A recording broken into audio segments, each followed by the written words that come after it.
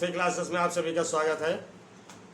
मैं आरपी अवस्थी आप सभी विद्यार्थियों को नमस्कार करता हूं। तो पूर्व के लेक्चर में हमने पढ़ा था उपराष्ट्रपति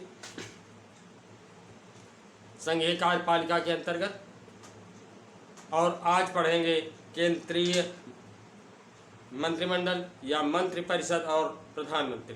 ठीक है, तो हमारा विषय है भारतीय संविधान,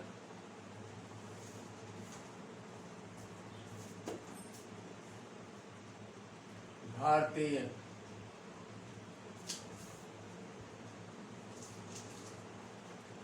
संविधान।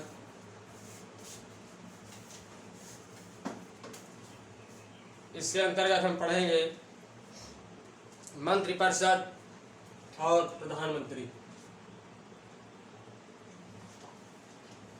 मंत्री परिषद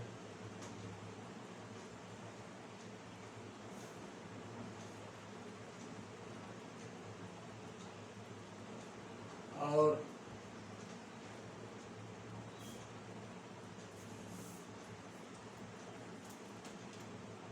प्रधानमंत्री। ठीक है, अब इसके बाद का अगला जो हमारा टॉपिक है मंत्रिपरिषद का गठन। मंत्रिपरिषद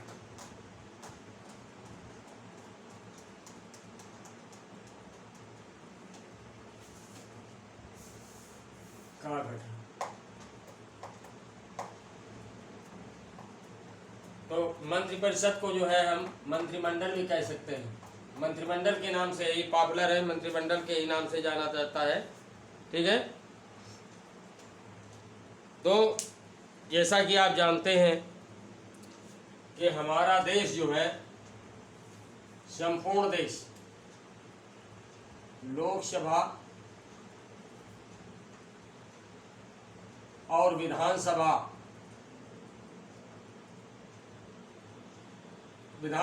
में, यानी ये बहुवचन है, ये भी बहुवचन है, इन दो सदनों में बटा है। ये है केंद्र। केंद्र में जो है राज्यसभा भी होती है। ठीक है, या यूं देख लीजिए कि प्रत्येक राज्य जो है लोकसभा, ये जैसा कि आप जानते हो दो सदन है, लोकसभा और राज्यसभा। ये केंद्रीय है, और प्रांतीय में विधानसभा,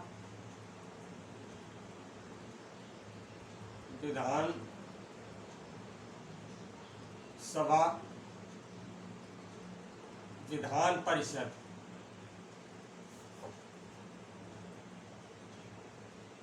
ठीक, तो इन सदनों में हमारा पूरा देश बटा है। तो ये जो लोकसभा क्षेत्र है और राज्यसभा के क्षेत्र हैं, यहाँ से उम्मीदवार खड़े होते हैं। ठीक है, और ये जब चुन लिए जाते हैं, जब इलेक्टेड हो जाते हैं, तो इन्हीं में से सदस्य चुन करके, यानी केंद्रीय लोकसभा से सदस्य चुन करके प्रधानमंत्री एक अपनी लिस्ट बनाता है, जिसमें नाम दे देता है, और नाम दे करके उनको उनके विभाग आवंटित कर देता है। जैसे मान लीजिए श्यामलाल, पुरुषोत्तम दास, विजय नरेश, प्रमोद गुप्ता,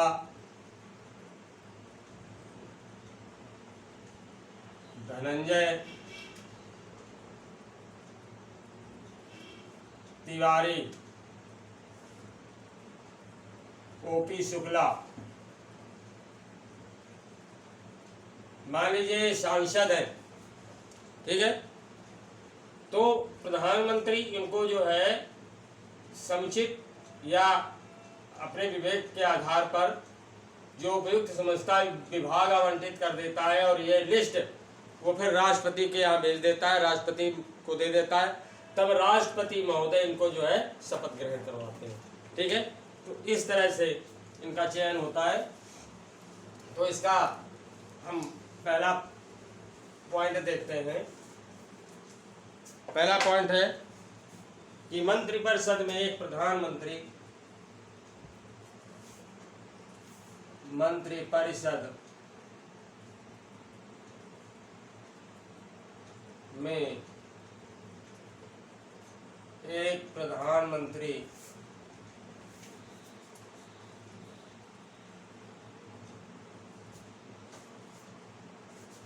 तथा आवश्यकता अनुसार अन्य मंत्री होते हैं।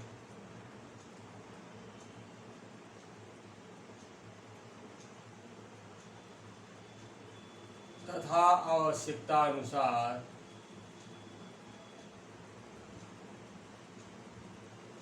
अन्य मंत्री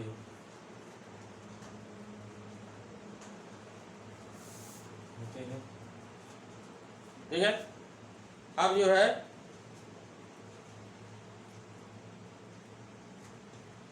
एक प्रावधान है।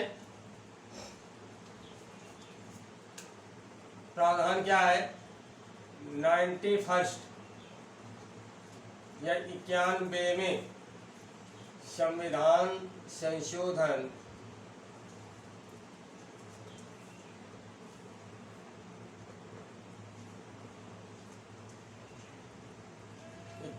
में संविधान संशोधन 2003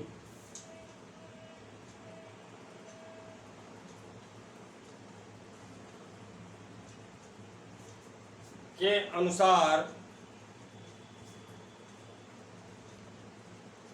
अनुच्छेद 164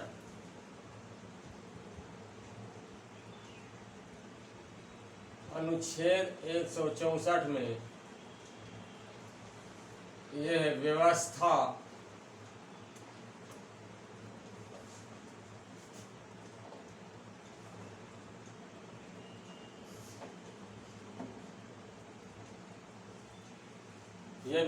की गई है कि केंद्र और राज्य मंत्रिपरिषद सदस्य संख्या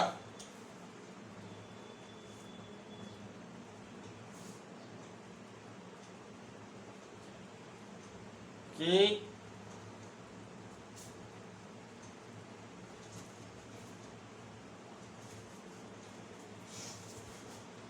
लोकसभा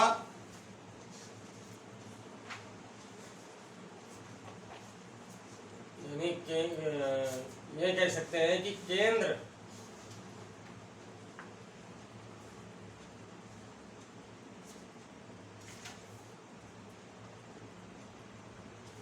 में एवं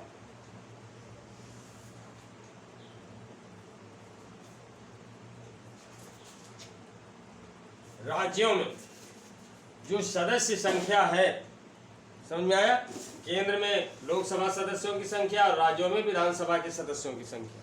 ठीक है, केंद्र में लोकसभा के सदस्यों की संख्या और राज्यों में विधानसभा के सदस्यों की में मंत्रिपरिषद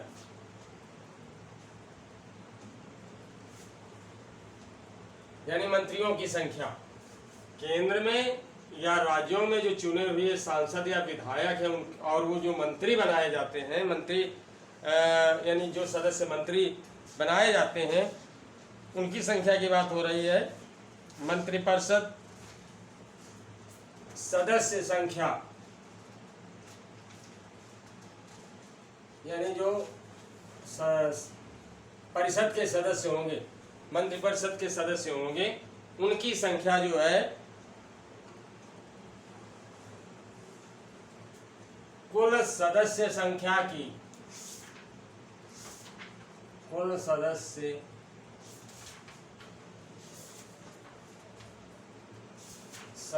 की 15% यानी 15%,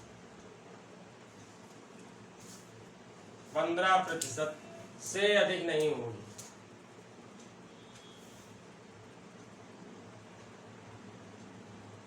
खास बिंदु है, अधिक नहीं होगी।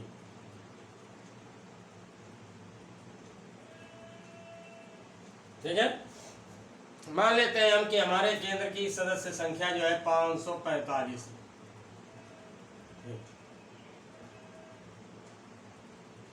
अब इसका 15%, ठीक है, तो 545 गुणे 15/100 हो गया। 5 तिया 15, 5 20 हम 100, 5 चौको 20 और 5 एकम 5 और 5 एकम 5। अब कट गया पूरा, 5 9 45, ठीक है।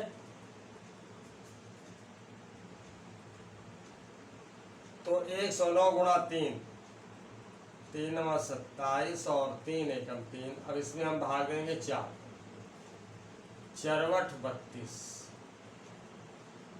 0 0 उतारा 7, 4 एकम 4, तो 3 4 7 28। तो आप देख रहे हैं कि केंद्र में जो है मंत्रियों की संख्या ये 81 से अधिक नहीं होने चाहिए, यानी जब जम्बो मंत्रिमंडल बनेगा तो सदस्य संख्या ये जो है 81 से अधिक नहीं होगी। समझ आ गया होगा कि किस तरह से ये 15% से, चाहे केंद्र में हो या राज्य में, जो सदन की कुल संख्या है, चुने हुए सदस्यों की कुल संख्या है, उससे 15% अधिक नहीं होनी चाहिए। ठीक है, अब कितने प्रकार के मंत्री होते हैं मंत्रिमंडल में? तो मंत्रिमंडल में यही मंत्रिपरिषद कहलाती है। ठीक है, तो मंत्रिमंडल में सबसे बड़ा प्रधानमंत्री,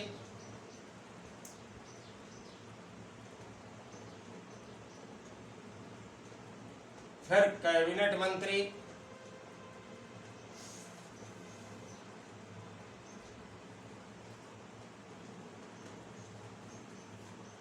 यानी किसी विभाग का जो शीर्ष मंत्री होता है, प्रभारी मंत्री, वो कैबिनेट मंत्री कहलाता है। ठीक है, और इसकी सहायता से के लिए जो है राज्य मंत्री और उप मंत्री, जैसे मान लीजिए कपड़ा मंत्रालय है, कपड़ा मंत्रालय, ठीक है, तो इसके जो चीफ यानी जो इस विभाग के जो हेड मिनिस्टर हैं कैबिनेट स्तर के, वो मान लीजिए हैं राम राज। तो ये अपनी सहायता के लिए 2 मंत्री रखते हैं, एक तो राज्य मंत्री, मान लीजिए श्यामलाल, और इसकी सहायता के लिए एक मंत्री होता है मान लीजिए राजेश गुप्ता। तो इस तरह से ये मंत्री होते हैं। तो कैबिनेट मंत्री, तत्पश्चात राज्य मंत्री,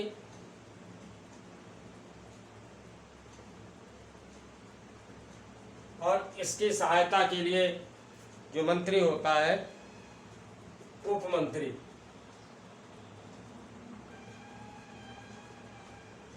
तो देख रहे हैं मंत्रिमंडल में प्रधानमंत्री, कैबिनेट मंत्री, राज्य मंत्री,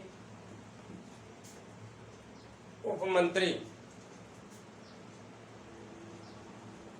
इन चारों श्रेणियों के मंत्री शामिल होते हैं।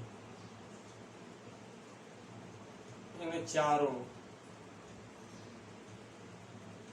श्रेणियों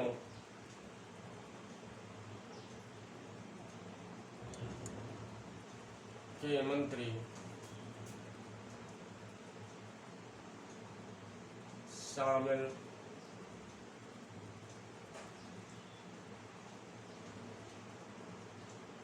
होते हैं। ठीक है, अब जो है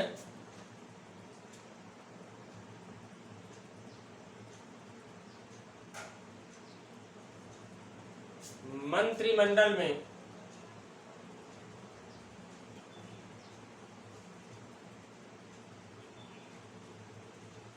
खास बात है, मंत्रिमंडल में प्रधानमंत्री और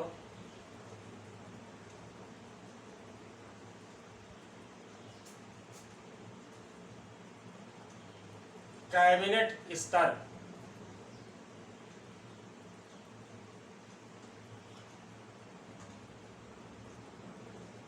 के मंत्री ही शामिल होते हैं। समझ में आया? यानी जो विभागों के अनुसार जितने विभाग हैं उतने ही मंत्री गिने जाते हैं, उतने ही मंत्री माने जाते हैं। यानी उपमंत्री और राज्य मंत्रियों को जो है मतलब विभाग के हिसाब से नहीं गिना जाता है। ठीक है,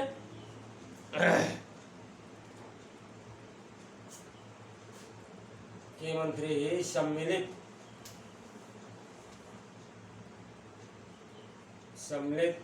होते।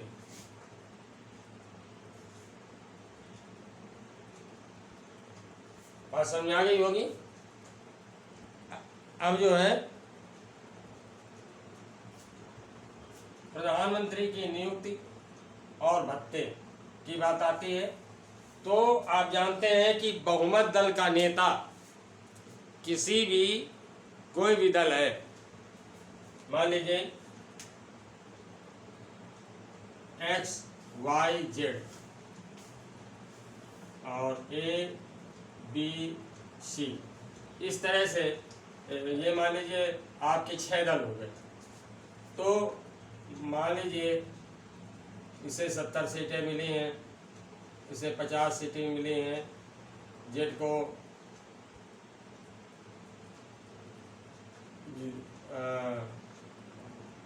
मान लीजिए 240 सीटें मिली हैं, इसको जो है 90 सीटें मिली हैं, और इसको 80 इसको मान लीजिए 60 सीटें मिली हैं, और तो इसको मान लीजिए 15 सीटें मिली।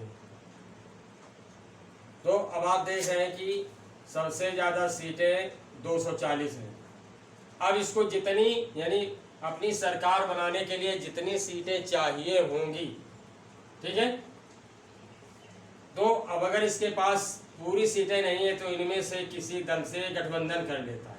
अगर स्पष्ट बहुमत मिल जाता है तो कोई बात नहीं है, अगर स्पष्ट बहुमत नहीं मिलता है यानी पूरी तरह से जितनी सीटें चाहिए उतनी इसके पास नहीं है, तो इनमें से ये किसी दल से जो है गठबंधन कर लेता है। अगर इसके पास पूरी की पूरी सीटें हैं तो किसी भी दल से गठबंधन करने की आवश्यकता नहीं है। फिर ये जो बहुमत का दल है, ठीक है, ये किसी एक व्यक्ति को नॉमिनेट करता है, अपना हेड चुनते हैं, और वही चयनित व्यक्ति ही प्रधानमंत्री बनाया जाता है। ठीक है, राष्ट्रपति ये सदन में अपना बैठक करके अपनी मीटिंग करके जो है बहुमत दल का नेता चुन लेते हैं, तो वो जो है प्रधानमंत्री बनता है। ठीक है, तो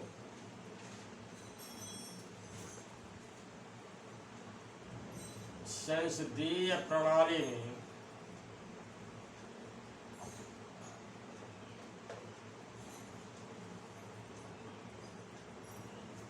बात समझा रही, जो हमारे यहाँ की प्रणाली है संसदीय प्रणाली में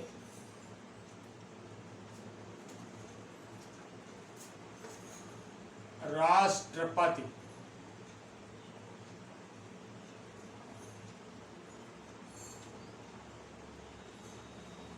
लोकसभा की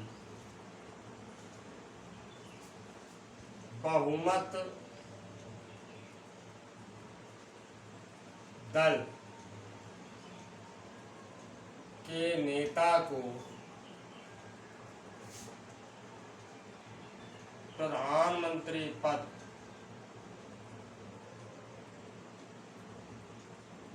की प्रधानमंत्री पद की शपथ दिलाता है। बात समझ आ गई होगी। यानी जो बहुमत दल का नेता है उसे प्रधानमंत्री पद की शपथ दिलाई जाती है। साथ ही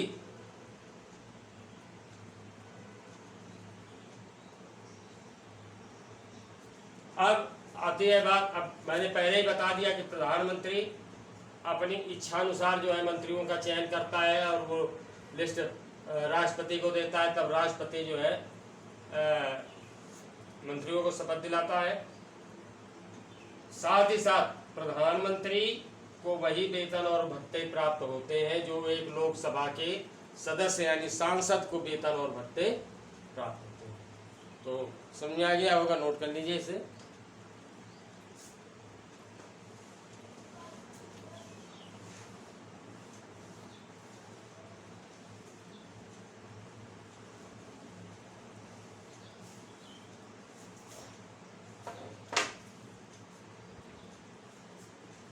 प्रधानमंत्री के कार्य व शक्तियां।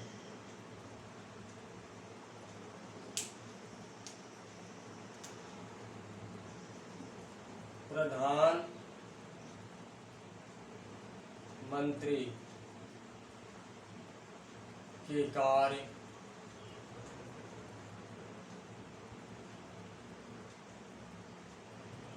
व शक्तियां।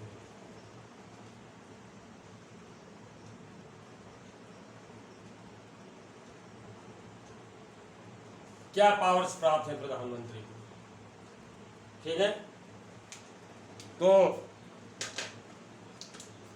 आइए देखते हैं कि कौन कौन सी शक्तियां प्राप्त है प्रधानमंत्री को। जो पहली है वो है मंत्रिमंडल का गठन।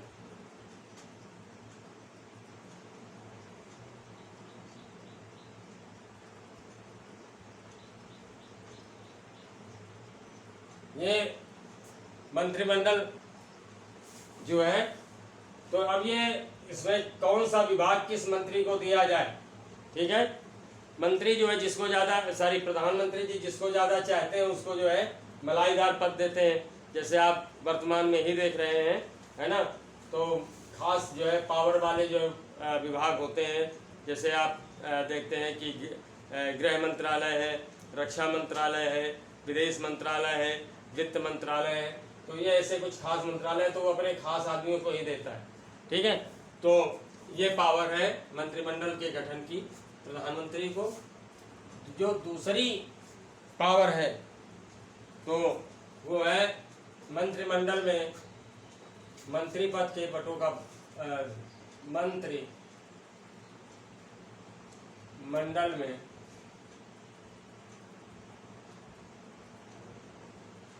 विभागों का बंटवारा।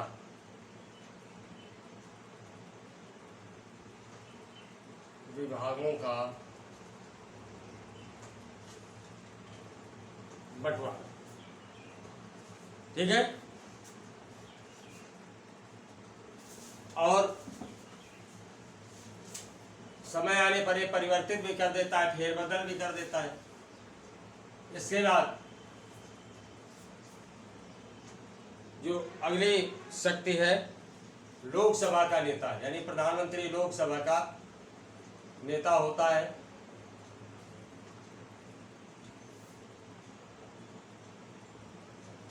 लोकसभा का नेता ये प्रधानमंत्री होता है। तीसरा है जो मीडिएटर का काम करता है, मंत्रिमंडल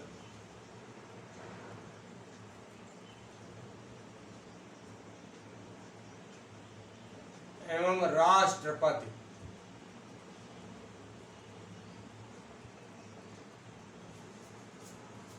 के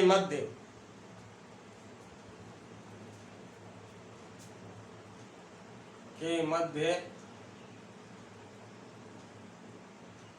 संबंध स्थापित करना। संबंध स्थापित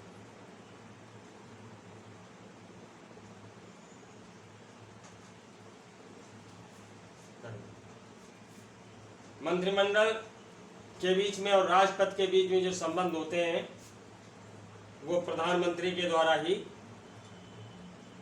स्थापित होते हैं। यानी अगर मंत्रियों की कोई बात है, सामूहिक बात है किसी खास तौर पर, तो उसके लिए जो है वो यानी प्रधानमंत्री ही राष्ट्रपति के पास जाता है। ये पावर सीधे जो है मिलने की किसी भी मंत्री को नहीं दी जाती है कि वो राष्ट्रपति महोदय से अपनी बात करे।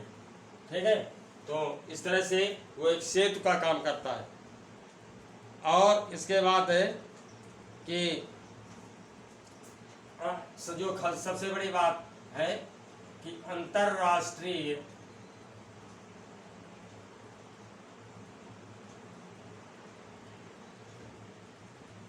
स्तर पर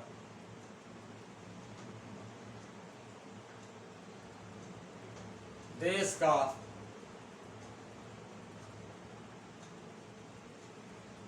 प्रतिनिधित्व।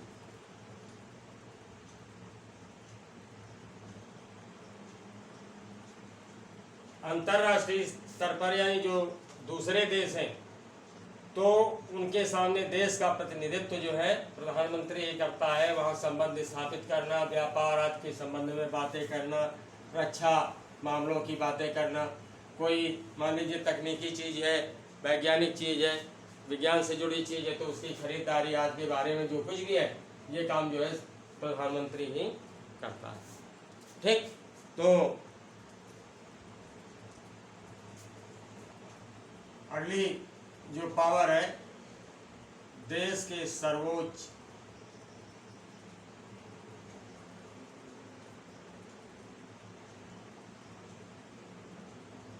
नेता एवं शासक के रूप में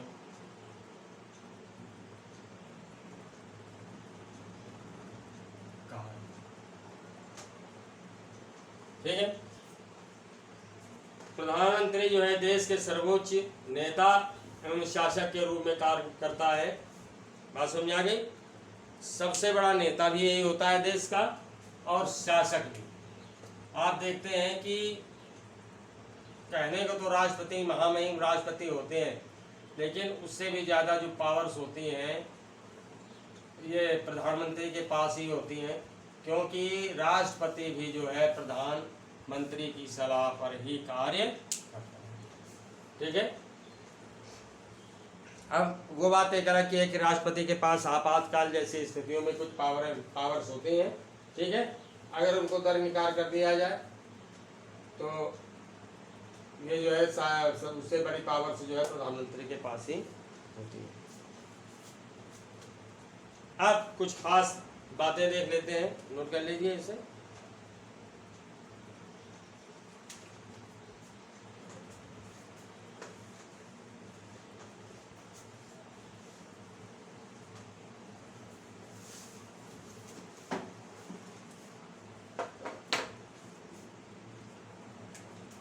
खास बातें, प्रधानमंत्री से जुड़ी हुई कुछ खास बातें देख लेते हैं। खास बातें क्या है? प्रथम गैर कांग्रेसी, आपने देखा कि लंबे समय तक यानी 1950 से लंबे समय तक जो है कांग्रेसी प्रधानमंत्री ही हुए। आप देखते हैं कि 1950 में जवाहरलाल नेहरू, तत्पश्चात लाल बहादुर शास्त्री 2 साल के लिए, इसके बाद श्रीमती इंदिरा गांधी, ये लंबे समय तक चली। और इसके बाद जो है जब इन्होंने इमरजेंसी लगा दी, फैमिली प्लानिंग का कानून बनाने के लिए इन्होंने जब इमरजेंसी लगा दी, ज़बरदस्ती होने लगी, तो ऐसी स्थिति में जो है प्रधानमंत्री इंदिरा गांधी जो पूर्व प्रधानमंत्री थे उनकी सरकार गिर गई और उनके स्थान पर जो है प्रधानमंत्री बने। उस समय था जनता दल, तो चौधरी चरण सिंह प्रधानमंत्री बने। तो इस तरह से आपने देखा कि लंबे समय के बाद ये क्रम टूटा। वो जनता दल के थे तो पर पहला जो गैर कांग्रेसी प्रधानमंत्री है, इससे पहले बने मोरारजी देसाई। तो प्रथम गैर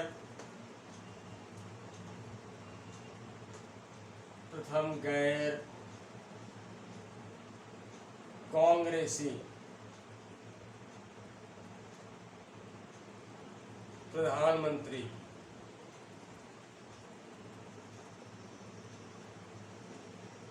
मोरारजी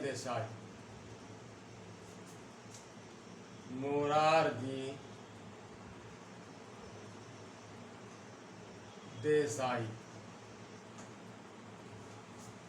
ठीक, प्रथम गैर कांग्रेसी प्रधानमंत्री मोरारजी देसाई। सबसे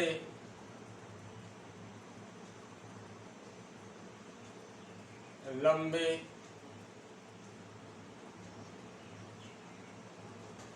कार्यकाल वाले प्रधानमंत्री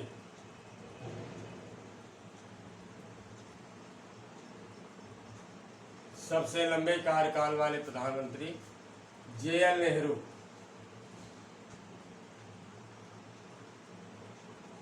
JL नेहरू यानी जवाहरलाल नेहरू। ठीक है, फिर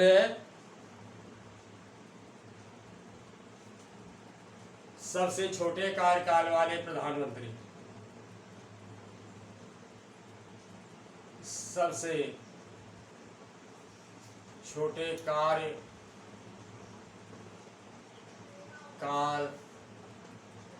वाले प्रधानमंत्री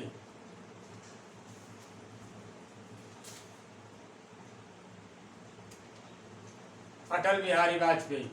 मात्र 13 दिन प्रधानमंत्री रहे थे अटल बिहारी वाजपेयी।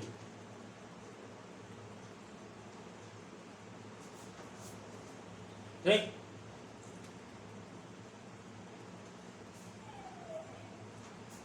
एकमात्र प्रधानमंत्री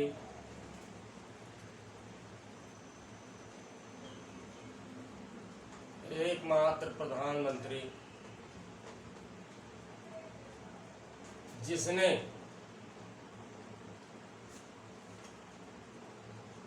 लोकसभा का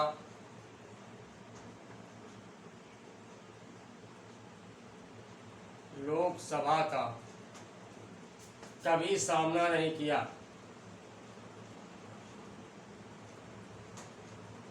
कभी सामना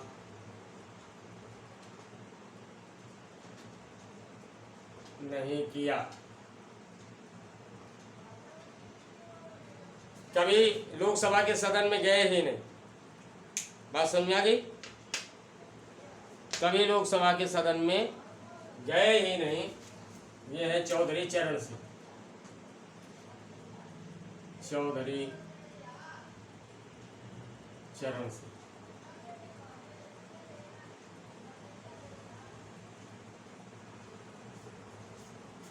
एक भी दिन ये सदन में नहीं गए। ठीक, और आगे की जो खास बात है, अविश्वास प्रस्ताव द्वारा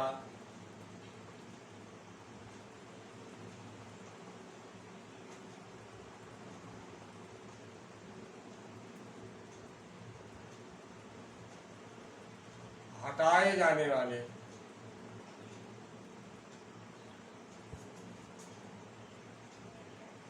अविश्वास प्रस्ताव द्वारा हटाए जाने वाले एकमात्र प्रधानमंत्री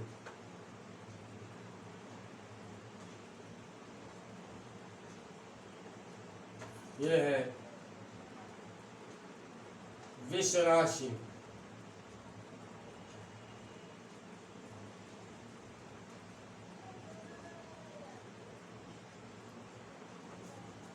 विश्वनाथ सिंह और विश्वनाथ प्रताप सिंह। ठीक है, विश्वनाथ प्रताप सिंह। इससे पहले जो है उत्तर प्रदेश के मुख्यमंत्री रहे थे तो विश्वनाथ प्रताप सिंह। और इसके बाद जो है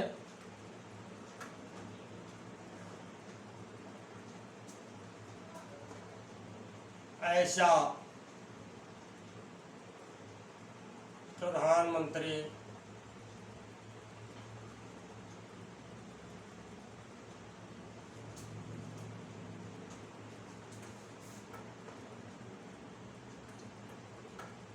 ऐसा प्रधानमंत्री जो पद ग्रहण के समय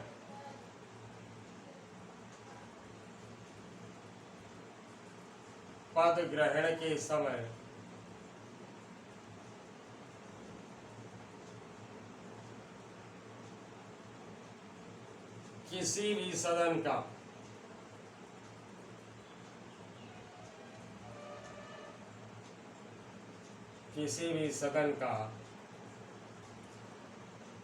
सदस्य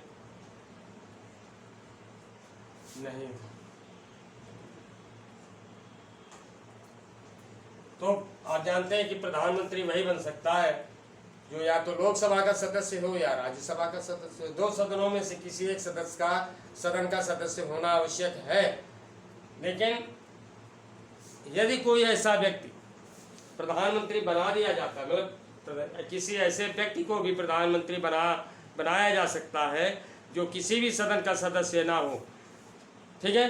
लेकिन शर्त यह है कि उसे 6 महीने के पहले जो है किसी भी लोकसभा क्षेत्र से या राज्यसभा क्षेत्र से चुन करके सदन में जाना होगा, ठीक है। तो ये शर्त होती है। तो ऐसे प्रधानमंत्री थे HD Deve Gowda. HD Deve Gowda,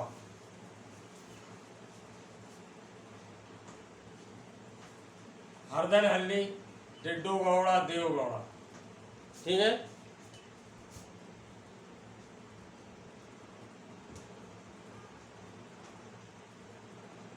sorry, ये देवगौड़ा नहीं है, ये है नरसिम्हा राव।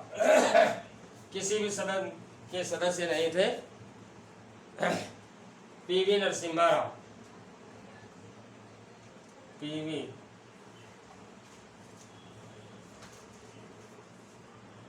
नरसिंह राव या नरसिम्हा राव भी लिखा जाता है, नरसिम्हा।